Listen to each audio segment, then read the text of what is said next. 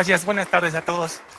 El día de hoy quiero platicarles, si bien se identifica Intel como una empresa de manufactura de semiconductores, hoy vamos a hablar un poquito más de cómo la infraestructura se adapta al software que evoluciona. En los últimos años, las aplicaciones y el software ha evolucionado, ha cambiado mucho y en Intel creemos que la infraestructura, los servidores y todo lo que hay dentro de los servidores debería seguir ese ritmo también. Como ya lo dijo quien me presentó, soy Rafael Díaz Barriga del equipo de Telco en Latinoamérica para Intel. Y quiero empezar a manera de introducción. Espero que con el título de mi presentación, de mi lámina esta, no se demuestre mi edad. Pero a manera de introducción quisiera poner en perspectiva el camino que hemos recorrido y para ello usar como referencia la línea del tiempo de la evolución de la red inalámbrica. A través de todo este tiempo, pues Intel ha participado, sí, efectivamente como un ingrediente de hardware, al principio muy basado en estos appliances, como una tarjeta para procesar señalización, por ejemplo, pero con la adopción generalizada de la virtualización, pues ahí fue donde se dio la explosión del despliegue de funciones virtualizadas. Intel juega un papel fundamental y no solo en el hardware, es algo que quería recalcar. Hemos trabajado muy fuerte de la mano con organizaciones que definen estándares e incluso con pues, toda la comunidad de código abierto. A lo mejor no sabe mucho, pero Intel es una de las compañías que más ha contribuido al kernel de Linux a través de los años y en otros proyectos importantes como la iniciativa de OpenStack y todos sus proyectos, bueno, también ha estado muy de cerca, buscando sobre todo explotar de mejor manera la funcionalidad y los atributos que generación con generación el hardware va presentando. Están ahí los nombres, los más relevantes, DPDK, hay que decir, del Data Plane Developer Kit, OBS, Kubernetes ahora, ¿no? Es el hilo conductor de toda esta idea, no solo de atender al hardware, sino a todos los elementos que participan, ha sido la eficiencia, buscar hacer un mejor uso de los recursos de la infraestructura y adaptarse de mejor manera al uso que hace el software de ellos. En esta charla elegí un par de ejemplos para hablar precisamente de esta eficiencia, de este camino que estamos siguiendo. El primero es un ejemplo reciente, tiene que ver con cómo hacer un mejor uso de los recursos, como decía, es decir, como nos decían en la escuela, hacer más con menos, o como está aquí, ¿no? El hacer más, al menos hacer lo mismo, pero con menos. Entonces, la plática gira en torno a eso. Dos ejemplos muy significativos de lo que es innovación desde el punto de vista de infraestructura, pero que no solo quedan en el hardware, sino también en el software y bueno, el ecosistema necesario para ello, ¿no? Analicemos esta gráfica en mi primer ejemplo, mi primer caso. Esto que les muestro aquí es un ejercicio que se hizo hace unos meses con un operador en Corea y lo que nos muestra es a través del día, las 24 horas del día, cómo varía el tráfico en la red inalámbrica, en este caso una red de quinta generación. Es algo intuitivo tal vez, en las primeras horas de la mañana, de la madrugada, hasta cerca del mediodía, el tráfico es bajo. Y ya hacia la tarde, al final de la tarde, la noche, pues es cuando se tiene la mayor carga sobre el intercambio de paquetes en la red. Esto, les decía, es ciertamente intuitivo hasta cierto punto, pero quiero mostrarles ahora qué sucede. Esta sombra de color púrpura es el consumo de energía, el consumo de la potencia que se da en la infraestructura que soporta estas cargas de trabajo. Como ven, varía muy poco. Es decir, aun cuando hay poca carga en la red, en las primeras horas de la mañana, la infraestructura está consumiendo la potencia eléctrica pues casi al mismo nivel que cuando está la carga más elevada. Entonces, viendo esto, pues representa una oportunidad importante de optimización, de eficientar esta infraestructura para pues tener un mejor uso de la energía eléctrica. Hay muchas soluciones, ha habido soluciones que se encargan de optimizar el consumo de energía eléctrica en servidores, en clústeres, en infraestructura, pero ellas tienen un impacto sobre todo en cargas de trabajo como la de la red inalámbrica, que es muy sensible a la latencia. Estas tecnologías que han existido por pues un buen rato, tienen este impacto en performance y ponen latencia cada vez que se conmuta de un estado de bajo consumo a un estado de mayor consumo, pues impone cierto overhead, cierta penalización. Y la razón por la que este consumo de energía existe así es por la forma en que están diseñadas las funciones de red. Sin entrar al detalle específico técnico, están basadas en un mecanismo de poleo, de polling, no sé si la traducción sea la más adecuada al castellano, pero están censando constantemente los cambios en el tráfico. Entonces, para la infraestructura está ocupada haciendo algo y está consumiendo energía, aunque en realidad no está moviendo tráfico real productivo. En Intel desarrollamos esta tecnología que llamamos IPM, Infrastructure Power Manager. Se presentó el año pasado en el MWC como una primera versión y lo que busca hacer es una optimización del consumo de energía dentro de la red inalámbrica. Esta sombra de color azul es la medición real de la carga de trabajo optimizada en potencia. Como ven, hay una diferencia importante. Más adelante les muestro un poco los números, pero lo importante a resaltar aquí es que no hay un impacto en el desempeño. El implementar esta tecnología permite que la latencia existente siga sin un impacto fuerte en la carga de trabajo. Este fue el avance importante. Y bueno, esto ha avanzado de tal forma que ahora en la edición de 2024 del NWC se liberó una segunda versión. Este es una pantalla, un screenshot de lo que se refiere al plano de usuario, el user plane, en una red inalámbrica también de quinta generación. Pueden ver un promedio de ahorro de energía del 30%, que pues se dice rápido 30%, pero la tercera parte de la energía, poderla ahorrar, es realmente significativo. Y en esta versión 2024 que les mencionaba, que se mostró en febrero, se liberó ahora para el plano de control. Como ven las gráficas, el comportamiento, hay más o menos cierta similitud en ese uso. Depende de las horas del día, por supuesto, la ubicación. Este fue un ejercicio en Corea, pero bueno, el comportamiento no es muy diferente. Hay ciertas similitudes. Y para el plano de control, pues también está muy cerca, 30%, les decía, la tercera parte de la energía que pueda ser ahorrada es importante, ¿no?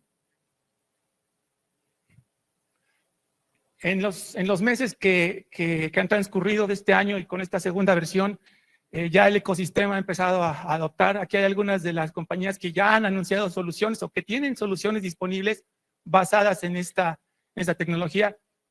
Hay más en la lista que están por venir, que todavía no se nos permite mostrar, pero lo importante aquí es que está creciendo este ecosistema. Era una necesidad que existía. Como ven, la gráfica inicial que mostraba una brecha muy grande, pues viene a determinar la necesidad de adoptar este tipo de soluciones pues, de la manera más adecuada. Importante, antes de hablarles ahora del segundo ejemplo, recalcar que el consumo de energía que controla esta tecnología sigue o va adaptándose de manera dinámica al tráfico de la red inalámbrica. Y lo hace sin tener un impacto en la latencia, con un cambio mínimo en el software. Simplemente se trata de actualizar las librerías, en este caso de DPDK, por ejemplo, para que la aplicación o la carga de trabajo pueda explotar de forma adecuada estas funciones. Esta es la primera de los dos ejemplos que les prometí al principio.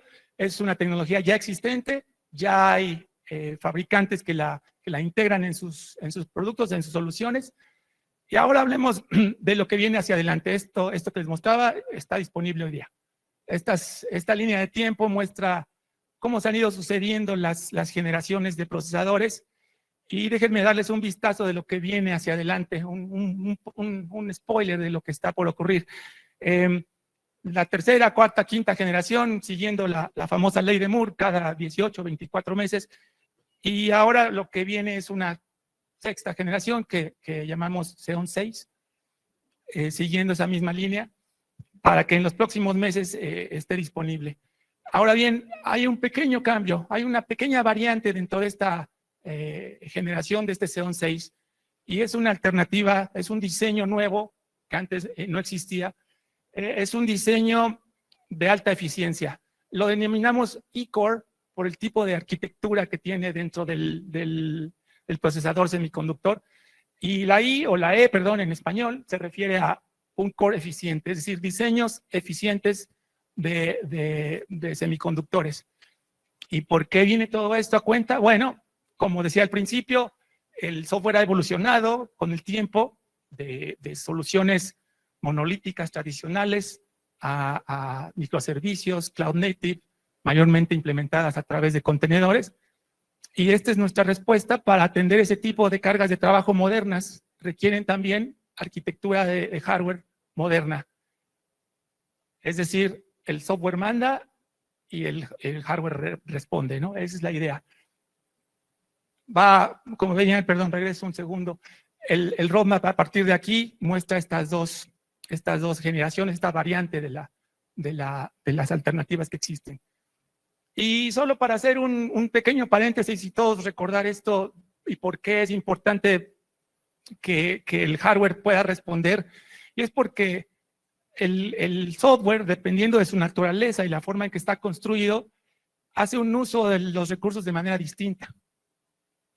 Mostrar aquí un par de ejemplos de lo que sería el software tradicional, bare metal o en máquinas virtuales a su izquierda, y del lado derecho un software moderno diseñado cloud native, tal vez un ejemplo muy burdo, de cómo sería la elasticidad. En el primer caso, cuando se requiere escalar este tipo de soluciones, bueno, es necesario agregar otra instancia, quizás agregar más servidores, depende del tipo de carga de trabajo. Mientras que en el caso de la derecha, pues es más dinámico, más granular, solamente las piezas necesarias son las que se van agregando. ¿Cómo responde este tipo de situaciones a una falla? Bueno, cuando falla uno de estos elementos del lado izquierdo, tradicionales, basados en máquinas virtuales, pues es necesario correr por el respaldo, tal vez, si no hay implementado algún mecanismo de recuperación, soporte de segundo nivel, mientras que el diseño, como sabemos, en el lado de los microservicios y los contenedores, está pensado para absorber las fallas, ya está diseñado para qué va a ocurrir en caso de una falla. Entonces, les decía, de una forma muy burda, es mostrar este tipo de situaciones, pero tienen un impacto en el hardware. Piensen ustedes, por ejemplo, el tráfico que antes se generaba en las funciones de red virtualizada, siguiendo el concepto de BNFs, es un tráfico que salía de los servidores, de los nodos, puede viajar por la red a los spine, a los leaves, al top of rack. Pero en el caso de los microservicios, las aplicaciones modernas, cloud native, ese tráfico ahora ocurre dentro del servidor mayormente. Y eso es un overhead para los recursos de cómputo, de CPU, de memoria. De ahí viene un poco la necesidad de adaptar la infraestructura a la naturaleza del diseño de las aplicaciones. Otro ejemplo que tal vez algunos de ustedes ha visto, en los primeros años o los primeros despliegues de la red de cuarta generación LTE, pues está basada en máquinas virtuales, de ahí el tema de NFV. Las soluciones de 5G, especialmente las de standalone, ya están basadas en contenedores, ¿no? Ya son muchas de ellas basadas en microservicios. De ahí la necesidad de este tipo de situaciones. Ahora bien, las métricas, los KPIs con que cada organización determina el tipo de infraestructura que necesita son distintos. Si la aplicación es tradicional, generalmente uno busca performance, el nivel de servicio, que es lo importante que se atienda, el SLA.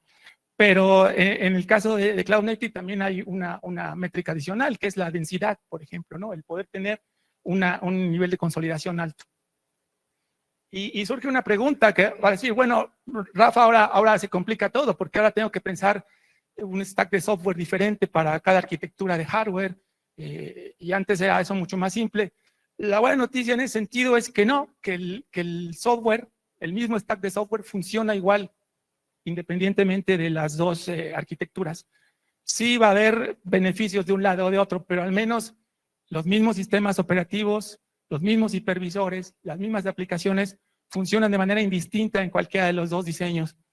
Sí va a haber algún cambio en los KPIs que esperamos de ellos, es decir, si buscamos desempeño, si buscamos eficiencia energética o densidad, bueno, ahí es donde empezaremos a ver la diferencia, pero el stack completo no requiere mayor adaptación para hacer uso. Sigue siendo arquitectura x86, solamente son diferentes diseños que hacen un mejor uso de la infraestructura. Decía hace un momento que cada organización tiene sus propios KPIs, sus propios requerimientos a la hora de elegir infraestructura. Para unos es importante el desempeño, claro, para la mayoría tal vez, pero no únicamente eso, el consumo de energía, que sea sustentable. Por ejemplo, la infraestructura también tiene un efecto en el licenciamiento del software. Entonces, todas estas variables hacen necesario tener opciones alternativas. Y es un poco la razón de ser. Las tres, hay un punto en que se tocan, donde una carga de trabajo puede funcionar de manera indistinta en cualquiera de las dos diseños. Pero el tema es cómo atiendo de mejor manera el KPI de mi organización, cómo atiendo de mejor manera los requerimientos que se han establecido para elegir infraestructura. Esta generación Xeon 6 que van a poder ver ya en las próximas semanas, no es solo el nombre de E-Core o el Efficient Core o los cores eficientes. Aquí pueden ver la razón de por qué se llama así. Lo que estamos graficando en el eje vertical es el consumo de energía en potencia eléctrica, en watts, y en el eje horizontal es el nivel de utilización, qué tan ocupado está la infraestructura, qué tan ocupado está el servidor. Como sabemos y como veíamos en las gráficas al principio, pues uno quisiera que su hardware esté lo mejor utilizado la mayor parte del tiempo, pero la verdad es que no es así. Cuando terminan los procesos nocturnos o en ciertas horas del día que no hay tantos usuarios concurrentes, tantas transacciones, el hardware no está todo el tiempo ocupado al máximo. Y aquí pueden ver cómo varía el consumo de energía contrastando dos cosas. La generación actual que está disponible hoy día, los que llamamos procesadores de quinta generación, es lo que hoy encontrarían con cualquier fabricante de hardware, es la línea de color gris, la curva de arriba, contrastándola con la tecnología que les menciono, estos cores eficientes, este Xeon 6, es una brecha importante, además del comportamiento casi lineal, conforme aumenta la carga de trabajo, cómo va aumentando el consumo de energía, eso es ciertamente predecible, pero lo hace de manera más gradual. Las curvas, si pueden comparar varias generaciones de consumo de energía de diferentes fabricantes de hardware, siempre ocurre esta especie de rodilla, ¿no? Al principio hay bajo consumo, cuando no hay gran carga que lo demande, y en algún punto se alcanza el consumo máximo, el consumo nominal, que dicho sea de paso, además de ser un consumo de potencia, energía, implica otras cosas como la disipación de calor y la necesidad de mantener todo el sistema operando de manera eficiente, ¿no? Entonces, este es un dato realmente significante para la justificación, la razón de ser de esta infraestructura. Y bien, ya para entrar a la recta final, este Xeon 6 ya está dando sus primeros resultados. Aquí algunos de nuestros, pues de las compañías con las que trabajamos más de cerca, estos y otros más. Lo importante a resaltar, uno de ellos compara contra la segunda generación, otro de ellos contra la tercera, son sus experimentos, sus pruebas que están haciendo, pero en promedio podemos ver cerca de 3 veces el desempeño. Déjenme tratar de reinterpretar estas 3 veces. Significa un ratio, una relación de consolidación de 3:1, si tomamos la segunda generación que apareció tal vez en 2019 más o menos, tendríamos infraestructura de hace 5 años, 6 años, y si la reemplazo por infraestructura actual, quiere decir que la puedo consolidar 3:1. Lo que hacía antes con 3 servidores, lo puedo hacer con un servidor. De ese tamaño es el salto en eficiencia, ¿no? Y con esto termino nada más. Sí, en Intel tenemos un foco importante, una naturaleza, está en nuestro ADN, los semiconductores, el hardware, pero hemos descubierto que es necesario acompañar eso con desarrollos en software y la participación en estándares para que pueda extraerse el valor realmente de la infraestructura. Y hoy en día hablar de infraestructura que no sea sustentable y que no sea eficiente realmente no tiene mucha razón de ser. Ese es el objetivo que hemos perseguido los últimos años y como ven, pues va a seguir esa misma línea. Yo con eso termino, agradeciéndoles por su tiempo. No sé si hay tiempo para alguna pregunta o algo. De todas maneras, no me escapo, yo aquí sigo para cualquier cosa. Hola. De hecho, esperamos que haya preguntas. De verdad, ustedes no los ven, pero están bien bonitos. Aquí hay un voluntario, un micrófono, por favor.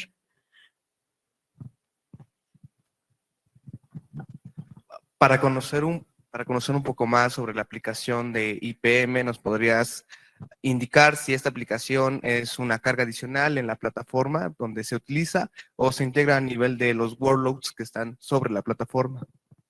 Sí, gracias, Kevin. Es una función dentro del hardware. El hardware lo hemos hecho más adaptable. El procesador mismo, el CPU, se ha hecho más adaptable.